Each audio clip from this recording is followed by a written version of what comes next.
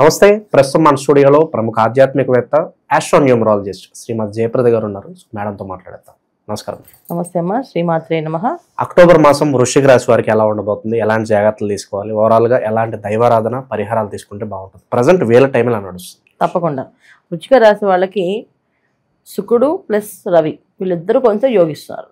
అది ఎంతకాలం అంటే కొంతకాలం వరకు, ఈ మాసం అంతా కాదు, 20 రోజులు వీళ్ళకి బ్రహ్మాండంగా ఉంది. మాసం మొదటి నుంచి అంటే దసరా నవరాత్రులు ఏవైతే బాగా విశేషంగా పూజ చేసుకుంటారో, ఈ దసరా పండుగ ఏదైతే అమ్మవారికి బాగా పూజ చేసుకుంటారో ఆ ఒక ఆశీస్సులతో ఈ మాసం వీళ్ళకి అన్ని అనుకూలంగా జరగాలని అనుకోవచ్చు. అయితే శుక్రుడు వీళ్ళకి లాభదాయంగా ఉన్నారు కనుక వివాహ ప్రయత్నాలు కానీ, ఇండ్లు కొనుక్కోవాలనుకునే వాళ్ళు కానీ, సొంత వ్యాపారాలు చేద్దాం అనుకునే వాళ్ళు కానీ, వ్యాపారంలో ముందుకు వెళ్ళాలనుకునే వాళ్ళకి కానీ వీళ్ళందరికీ కొంచెం మంచి అవకాశం, కాస్త సౌఖ్యంగా కుదిరే అవకాశం ఎక్కువగా ఉంటుంది. ఎప్పుడు శుక్రుడు ఏంటంటే యోగాన్ని, భోగాన్ని, అదృష్టాన్ని ఇస్తూ ఉంటాడు వాళ్ళకి. సో ఈ అదృష్ట యోగాలు వీళ్ళకి ఖచ్చితంగా కనిపిస్తున్నాయి. ఎందుకంటే లాభస్థానంలో శుక్రుడు రవి ఉండడం వల్ల ఏంటంటే గవర్నమెంట్ సంబంధించిన వ్యవహారాల్లో వీళ్ళు ఎప్పుడో డబ్బులు ఉండిపోయి అవి రాక ఇబ్బంది పడే వాళ్ళకి డబ్బులు వచ్చే అవకాశం, శుభవార్తలు వినే అవకాశం, ఇవన్నీ ఈ మాసంలో వృశ్చిక రాశి వాళ్ళకి కనిపిస్తున్నాయి. అలాగే ఫుడ్ ఇండస్ట్రీస్లో ఉన్న వాళ్ళకి కాస్త ఫుడ్ బిజినెస్ కొంచెం బాగా అభివృద్ధి రావడం అనేది కూడా బాగా ప్రమాణం కనిపిస్తుంది. ఈ రవి శుక్రుడు ఇద్దరు లాభస్థానంలో ఉండడం వల్ల ఒక మంచి ఫలితాలు వీళ్ళకి.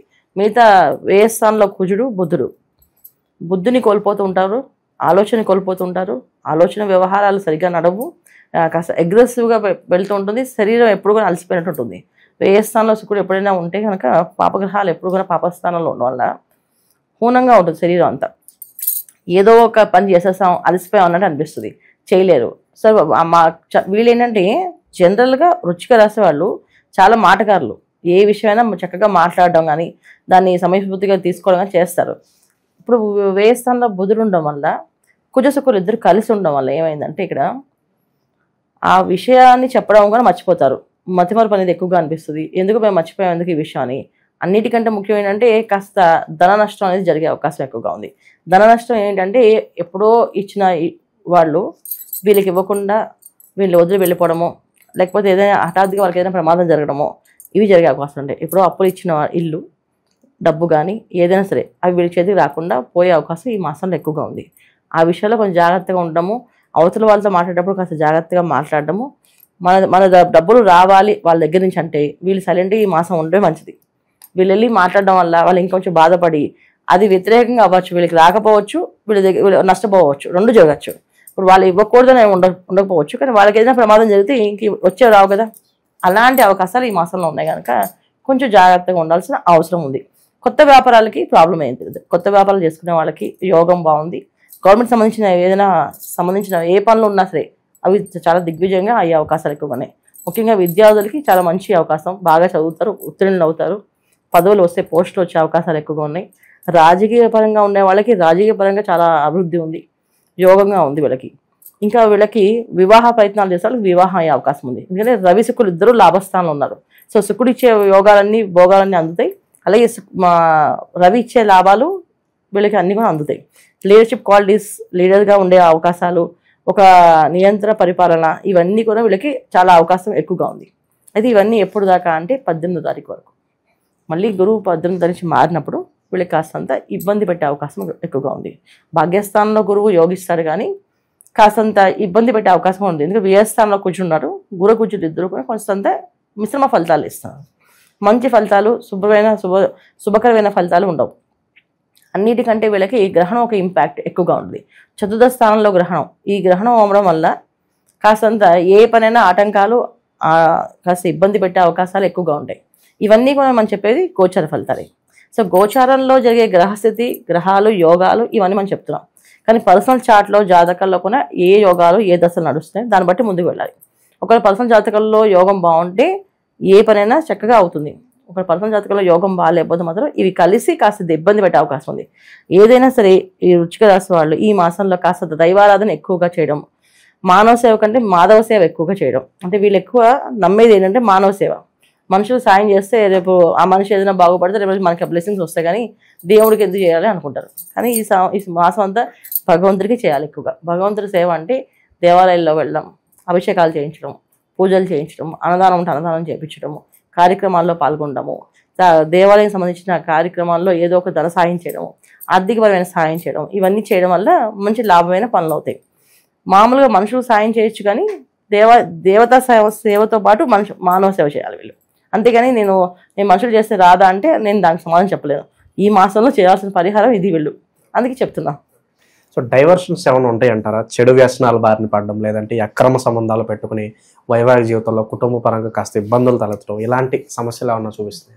అంటే ఈ దీర్ఘకాల రోగాల నుంచి బయటపడతారు. 11వ స్థానంలో రవి అంటేనే మన జీవితంలో వ్యక్తిగతంగా ఉన్నత లెవెల్కి, ఉన్నత స్థానానికి వెళ్ళడానికి, ఉన్నత పదవుల్లో ఆరోధించడానికి, ఉన్నత పదవుల్లో ఉండడానికి కోసమే లాభాల్లో ఉంటారు.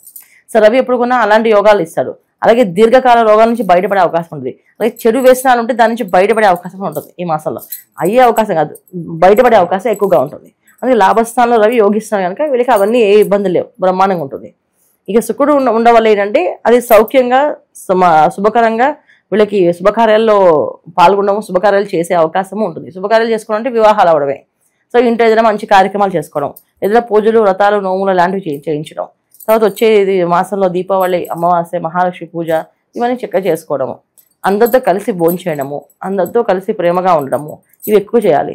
అన్నిటికంటే ఏంటంటే కోపము కాస్త ఆవేశం ఎక్కువగా ఉంటుంది, దాన్ని తగ్గించుకోవాలి. అది ఈ మాసంలో ఎక్కువ ఎందుకు ఉంటుంది? కుజుడు వ్యయస్థానంలో ఉండడం వల్ల ఎక్కువ అధిక ఆవేశము, అధిక కోపం ఉంటుంది. బుధుడు కూడా వ్యయస్థానంలో ఉండడం వల్ల ఏంటంటే బుద్ధిని కోల్పోతాం. ఎప్పుడు కూడా ఏంటంటే ఆలోచన విధానాన్ని కరెక్ట్గా ఇప్పుడు ఈ సమయంలో నేను కోపపడచ్చా పడకూడదు అనే ఆలోచన విధానాన్ని మారిపోయే అవకాశం ఉంటుంది.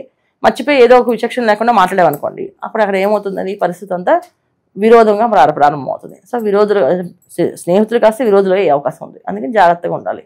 అంతమించి వేరే ప్రాబ్లమ్స్ అయితే ఏం లేవు వీళ్ళకి. ఇక విశేషంగా ఎలాంటి పరిహారాలు బాగుంటాయి అంటారు ప్రజెంట్ ఉన్న గ్రహస్థితి బట్టి వీళ్ళకి?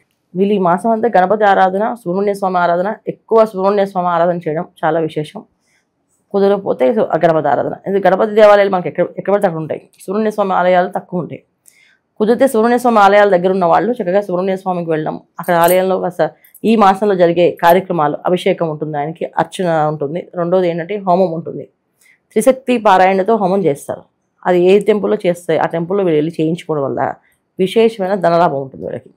సో త్రిశక్తి పారాయణ సుబ్రహ్మణ్య స్వామిది హోమం ఎక్కడ జరుగుతూ చూసుకొని చేయించుకోండి, చాలా చాలా మంచి ఫలితాలు. నిత్యము గణపతి ఆరాధన, గం గణపతే నమః, గం గణపతే నమః అని మంత్రం చదువుకుంటూ ఏ పని వెళ్ళినా ఈ మంత్రాన్ని వదలకుండా చేసుకుంటూ వెళితే అన్ని పనులు ముందుకు వెళ్ళే అవకాశం ఎక్కువగా ఉంటుంది. అన్నిటికంటే ఏంటంటే ఇక్కడ రాహు ఒక ఇంపాక్ట్, శని భగవాన్ ఒక ఇంపాక్ట్ వీళ్ళకి కొంచెం ఎక్కువగానే ఉంటుంది. గ్రహస్థితి ఏది చేసినా ఎంత ఫాస్ట్గా ముందుకెళ్దామన్నా వెనక్కి లాగుతుంది. సో దానికి పర్సనల్ జాతకాల్లో కూడా ఒకసారి అలాంటి యోగాలే ఉన్నాయనుకోండి, ఖచ్చితంగా ఇబ్బంది పెట్టే అవసరం. గోచార ఫలితాల్లో ఇలాంటి యోగాలు ఉన్నాయి. పర్సనల్ జాతకంలో ఏ యోగం ఉందో చూసుకోవాలి.